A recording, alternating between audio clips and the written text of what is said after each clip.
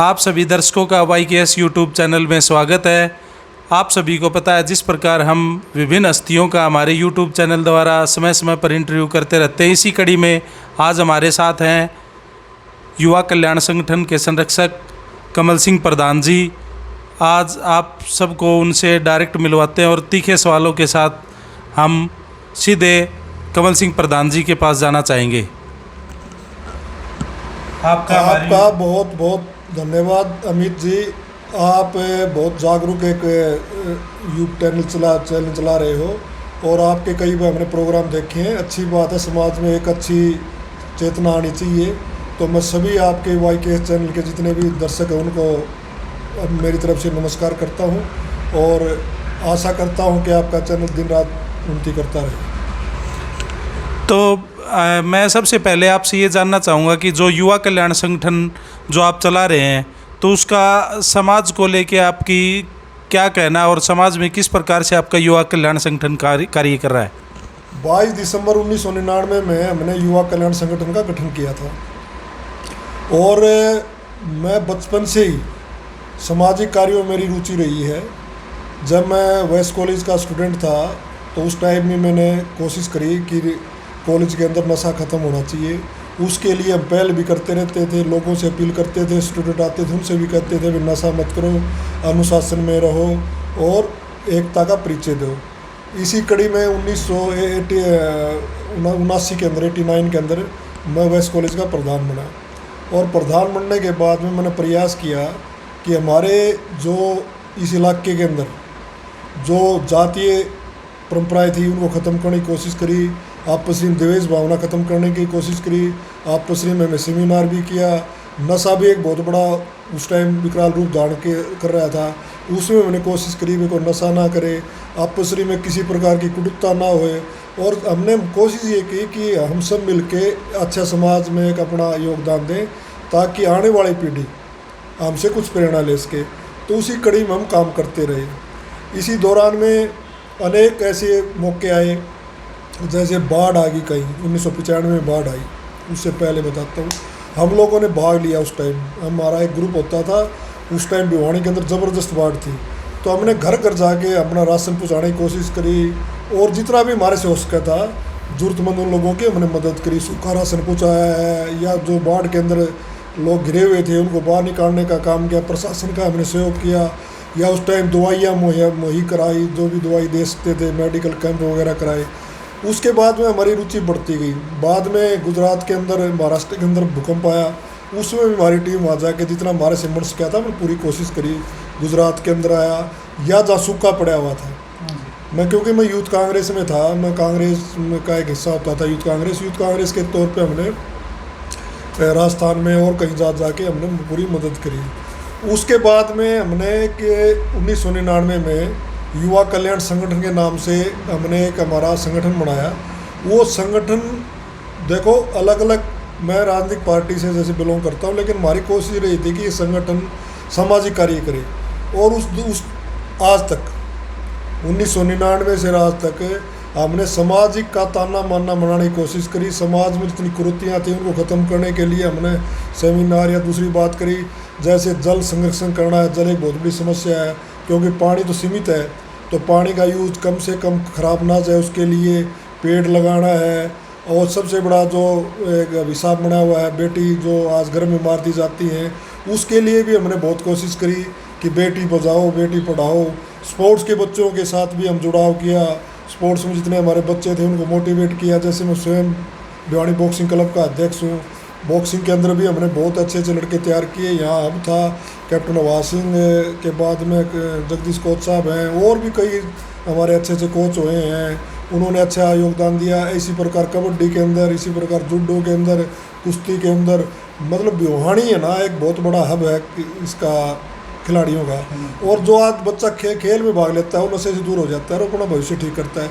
तो हमने मोटिवेट करने की कोशिश करी। फिर दूसरी बात हमने जैसे पर्यावरण है बहुत बड़ी समस्या है भाई, इसको बचाओ, जैसे गंदगी नहीं फैलना, सफाई अभियान चलाया, ये हम समय समय पर करते रहे। दूसरा हमने जो जितने भी महापुरुष हुए जिन्हें देश की बलिदान दिया, देश के लिए कुर्बानियाँ दी हैं, उनकी हम जयंती मनाते रहे ताकि पीढ़ियों को पता लगे कि किस प्रकार से इस देश को आज़ाद करने के लिए किस किस आदमी ने क्या क्या योगदान दिया। जैसे भगत सिंह जी थे, सुभाष चंद्र बोस थे, राजगुरु सुखदेव थे, बिस्मिल्लाह खान थे, महात्मा गांधी थे और अनेक ऐसे ऐसे थे, मतलब बहुत बड़े बड़े जो जिन्होंने कुर्बानियाँ दी। या उससे पहले जिन्होंने मुगलों के साथ भी लड़ाई लड़ी, जैसे शिवाजी थे, महाराणा प्रताप जी थे, ऐसे हमने सब के, मंगल पांडे जी थे। तो हमने सब की जयंतियाँ मनाई और लोग समाज में ये हमने मैसेज दिया कि वास्तव में आने वाले पीढ़ी को पता लगे कि जो पहले कितने बड़े बड़े योद्धा हुए जो देश के कुर्बान हुए, जिन्होंने अपनी कोई भी इच्छा नहीं देखी, ना धन की जरूरत देखी, ना कुर्सी की जरूरत देखी। तो हमारा संगठन खाली सामाजिक कार्य नहीं, एक जन चेतना भी पैदा करना चाहता था। उसके लिए हमने जितने भी मुद्दे हैं, अब जैसे गर्मियों के अंदर पक्षियों के लिए पानी की व्यवस्था करना, उसको रखाते हैं और क्या नाम उनको दाने उपलब्ध कराते हैं। हमारा प्रयास ये है कि सामाजिक तौर पे जो भी समस्या आती हैं, जिस प्रकार से आजकल हमने भिवानी के अंदर खेल विश्वविद्यालय बनना चाहिए, इसकी मुहिम शुरू कर रखी है। उससे पहले और भी कोई जैसे कोई भी ऐसी बात आती है, कहीं पीने का पानी नहीं है, उस समस्या के लिए हम जिला प्रशासन के पास जाते हैं, या कहीं गंदगी फैली हुई है उसके लिए जिला प्रशासन के पास जाते हैं, या बच्चों के दाखिले में कोई दिक्कत आती है तो उस टाइम भी हमारा युवा कल्याण संगठन कॉलेज में जाकर उनकी मदद करता है। यानी हम एक कम्बिनेशन बनाते हैं कि नौजवान का, बुजुर्ग का, हमारी बेटियों का इस प्रकार से एक ताना माना बने रहे, ताकि हमारी बेटियां भी सुरक्षित महसूस करें। इसके लिए भी हम कोशिश करते रहते हैं। तो आजकल जो किसान एजिटेशन जो चल रहा है, किसान आंदोलन चल रहा है, उसमें युवा कल्याण संगठन की क्या भागीदारी है? और मैं आपसे पूछना चाहूँगा कि आपके फादर साहब भी एमपी रहे हैं, हमारे भिवानी क्षेत्र से सांसद रहे हैं, तो कहीं ना कहीं हो सकता है कि उसके पीछे आपके युवा कल्याण संगठन की भी कोई राजनीतिक महत्वाकांक्षा हो, क्योंकि जिस हिसाब से आप सामाजिक कार्य कर रहे हो और उसके बाद अब ये जो किसान आंदोलन चल रहा है, इसमें भी युवा कल्याण संगठन सक्रिय भूमिका निभा रहा है, तो इस बारे में आप क्या कहना चाहेंगे?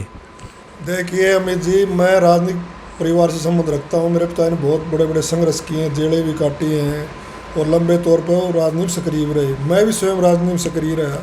मैं कुलदीप बिश्नोई के साथ लंबे तौर पर रहा और मैंने मतलब खूब राजनीति में भाग दौड़ भी करी, सारी चीज़ करी। लेकिन पिछले 4 साल से मैं किसी भी राजनीतिक पार्टी के मंच पर नहीं गया हूँ। लोकसभा में हमने अपील जरूर की थी भाई कि वो कांग्रेस पार्टी को वोट दे, लेकिन हम सक्रिय कहीं नहीं थे। और विधानसभा में भी हमने कहा भाई जो बीजेपी को रहा है उसको वोट देना चाहिए, क्योंकि बीजेपी ने जिस प्रकार से हमारे संप्रदायिकता फैला दी है, जिस प्रकार से कार्य कर रही है, वो हमें पसंद नहीं है।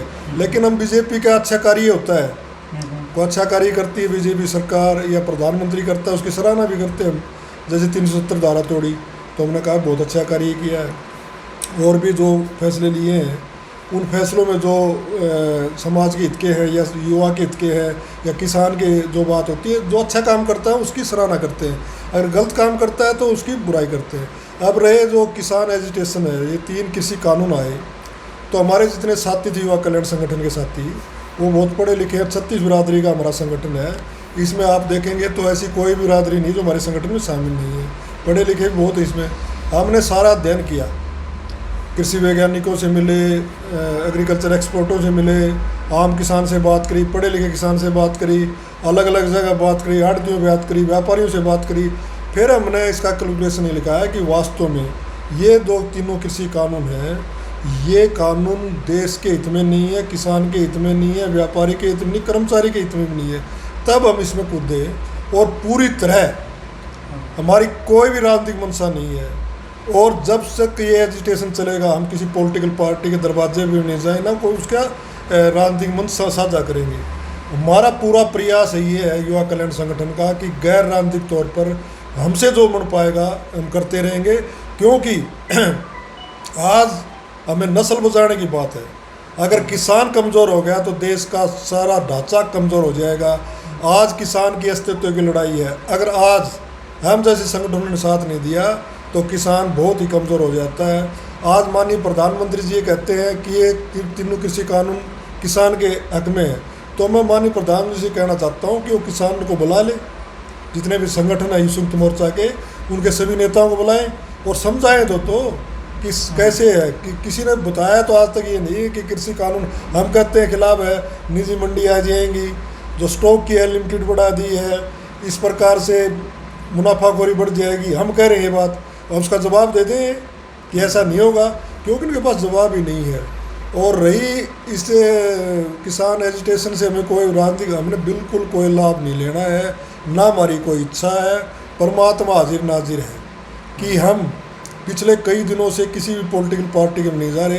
हमारा तो सिर्फ एक ही मकसद है कि किसान की तीनों कृषि कानून रद्द हो जाएं और MSP C2 लागू हो जाए, ताकि किसान जिंदा रह जाए। अगर किसान जिंदा रह गया तो सब कुछ मिल जाएगा, इस देश को मिल जाएगा और किसी भाई को मिल जाएगा। अगर इसमें कोई दूसरा आदमी पॉलिटिकल फायदा देखता है, उसकी खुद की सोच हो सकती है, लेकिन युवा कल्याण संगठन की ऐसी कोई सोच नहीं है। हम निष्पक्ष तौर पे, हमारा जितना प्रयास है कि हमारा युवा कल्याण संगठन के सभी साथियों ने मिलकर अपने कोष से लगातार 4 महीने से टिकरी बॉर्डर पर स्वास्थ्य कैंप चला रखे है।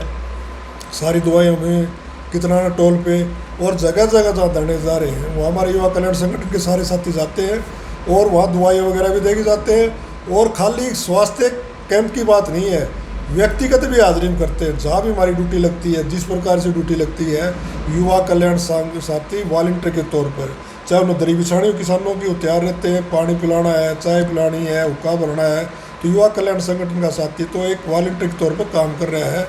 और वो जब तक काम करेगा, जब तक किसान की विजय नहीं होगी।